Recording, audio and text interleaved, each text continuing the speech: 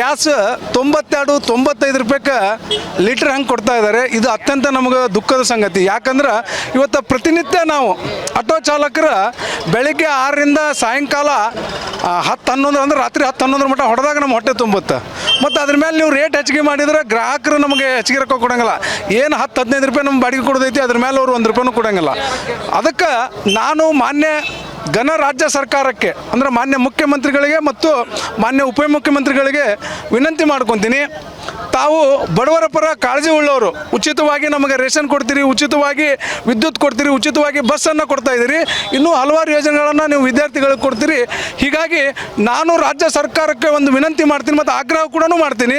ಏನಂದ್ರೆ ನಮ್ಮ ಆಟೋ ಚಾಲಕರಿಗೆ ಯಾವ ಪೆಟ್ರೋಲಿನ ಗಾಡಿ ಅದಾವೋ ಅವ್ರಿಗೆ ಉಚಿತವಾಗಿ ಪ್ರತಿನಿತ್ಯ 2 ಲೀಟರ್ ಪೆಟ್ರೋಲನ್ನು ಕೊಡಬೇಕು.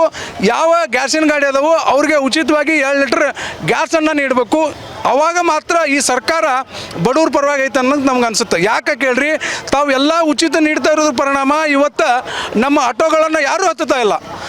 ಯಾರಿಗೆ ಮೇಜರ್ವಾಗಿ ಬೇಕಾಗಿರ್ತೈತಿ, ಯಾರು ಅಡ್ಡಾಡೋಕ್ಕಾಗಿರಂಗಿಲ್ಲ, ಯಾರಿಗೆ ತೊಂದರೆ ಇರ್ತೈತಿ ಅವರು ಮಾತ್ರ ಆಟೋ ಬಳಸ್ತಾರೆ.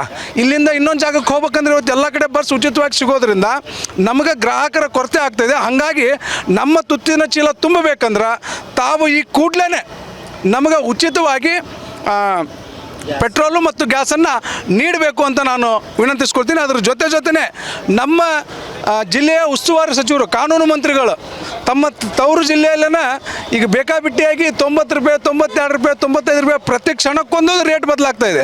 ಹಾಗಾಗಿ ಇದಕ್ಕೆ ತಾವೇನು ಕಾನೂನು ಕ್ರಮ ತೊಗೊತೀರೋ ಅನ್ನೋದು ಕೂಡ ಸ್ಪಷ್ಟಪಡಿಸ್ಬೇಕಂತ ನಾನು ಮಾನ್ಯ ಎಚ್ ಕೆ ಪಾಟೀಲ್ ವಿನಂತಿಸ್ ಮಾಡ್ತೀನಿ. ಸರಿ.